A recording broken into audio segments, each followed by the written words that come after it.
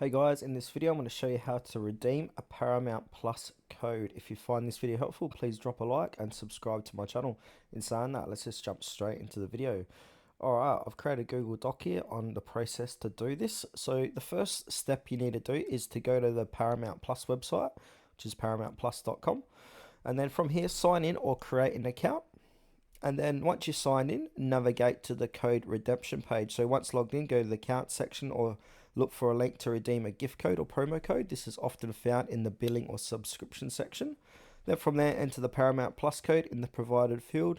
Click on apply or redeem button to activate the code.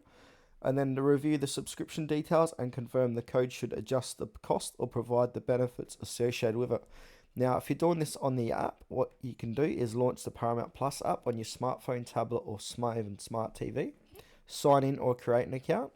Navigate to the account settings or subscription setting section within the app. Look for an option to redeem a gift code or promo code, and then input the Paramount Plus code in the designated field. And then from there, just apply the code. Tap on apply or redeem to activate the code.